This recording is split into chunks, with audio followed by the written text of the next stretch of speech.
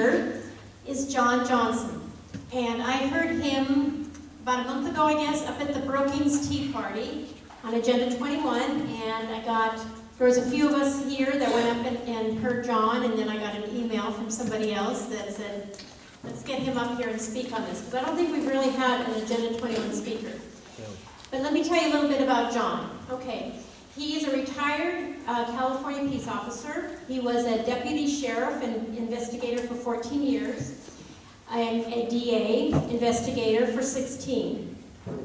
He has experience in all areas of criminal investigation work, with the possible exception of organized crime cases. John is a credentialed community college teacher. He teaches, or has taught, part-time for over 20 years. He has taught police academy recruits, reserve police officers, working adult courses in criminal law, constitutional issues, civil rights laws, and other criminal justice topics. Upon John's retirement, he moved to the Brookings Harbor area and taught English, history, American government, and other subjects at a local private school for over 3 years, and he currently tutors homeschooled kids. He is married. His wife is Sherry. They have 2 grown kids, 1 cute, adorable granddaughter, and 4 spoiled dogs, and a cranky old cat. So with that, I would like to introduce John Johnson, and if you do not have one of the handouts that gives us some more information about tonight, I'll put your hand up and I'll give you one of these. Okay? All right, John.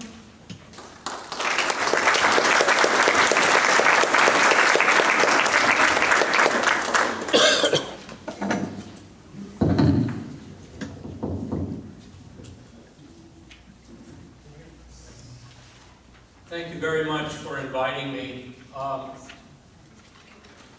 going to preface what I'm going to tell you with a disclaimer. Everything I'm going to tell you tonight is verifiable if you have access to the internet.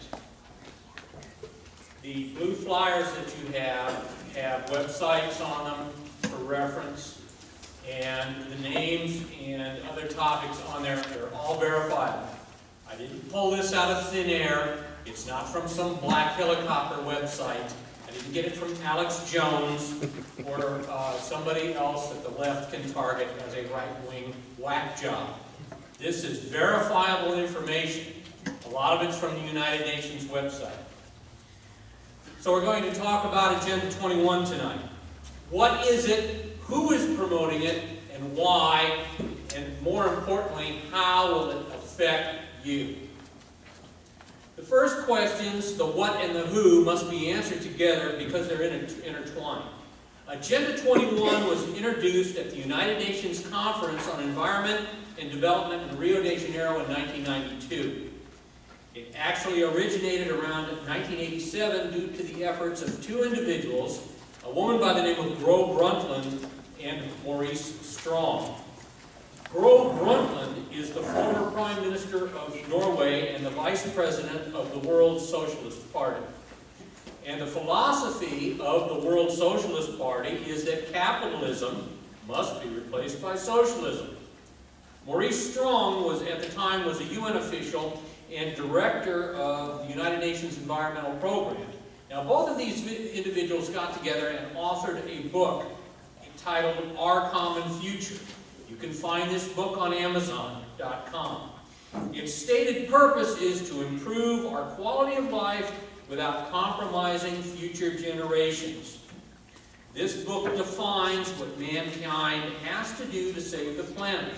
The premise is that certain developed nations are destroying the world due to excessive consumption, and there must be a, quote, transfer of wealth to the poorer developing nations to achieve social, economic, and environmental equity. Now, out of this out of this movement grew this Agenda 21 conference, and 21 basically is reference to the 21st century.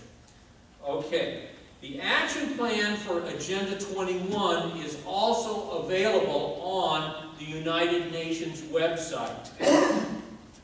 can buy it, read it, or download it. And going along with this action plan is a tool for translating the goals of Agenda 21. And this is a very large book titled Global Biodiversity Assessment. And this large book breaks down what each nation on Earth should look like. This book, Global Biodiversity Assessment, is also available on Amazon.com if you want to spend the money and read what these globalists have planned for our future. All right? Now, out of this Rio de Janeiro conference in 1992 came a term called sustainable development. Now, this is defined in Wikipedia as the mode of human development in which resource use aims to meet human needs while preserving the environment so that these needs can be met not only in the present but also for generations to come. This term, sustainable development, was used by the Brundtland Commission, referring back to Gro Brundtland, which coined what has become the most often quoted definition of sustainable development, which is development which meets the needs of the present without compromising the ability of future generations to meet their own needs. This concept is further broken down into what is referred to as the 3 E's, which are social equity, economic prosperity, and ecological integrity. Now that sounds real good, doesn't it? Hey, social equity. Woo, all right. Well, we'll get to these real quick. All right. Now, Maurice Strong spoke at this Rio de Janeiro conference and not only explained to everybody what is sustainable, but what is not sustainable. Are you ready for what's not sustainable? High meat consumption, electrical appliance use, workplace and home air conditioning, the use of fossil fuels, and the use of suburban housing. So what is not sustainable in America? Well, for starters, golf courses. How many of you in here are golfers? You're not sustainable. Okay. Skiing. How many of you like to snow ski? Wrong. Okay. You're not sustainable. Fish ponds. Any of you have koi ponds or fish ponds in your backyard? You're wrong. Okay. Pastures for grazing animals. How many of you have ruminants, grazing animals on your property? You're wrong. Okay. Dams. And I mean D-A-M-S, not the swear word. Those aren't sustainable. Asphalt roads, not sustainable. There are other pet peeves that these Agenda 21 folks have. Namely that animals and plants have rights. So for example, if you and your sweetie, significant other, or whoever are walking through the forest and you decide to carve your initials and put a heart around it on the old oak tree, guess what? You have violated the old oak tree's rights. You can be prosecuted under Agenda 21. Another pet peeve that these folks have is private property. It must be done away with. Consumerism. It uses up natural resources. We've got to stop consuming. And the family unit, because there's too much overpopulation. Now you may say, well, hey, so what? You know, these are the United Nations.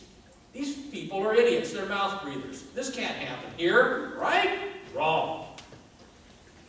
President George H.W. Bush, in addressing the United Nations General Assembly on February 1st, 1992, keep in mind, which was prior to this Rio de Janeiro conference, stated, and I quote, "It is the sacred principles enshrined in the United Nations Charter to which the American people will henceforth pledge their allegiance," end quote.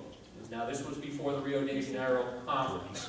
And as an aside, does anyone here know who was the principal drafter of the United Nations Charter back in 1947? A perjured communist by the name of Alger Hiss, who was exposed by a freshman congressman named Richard Nixon. But that's a story for another time. All right.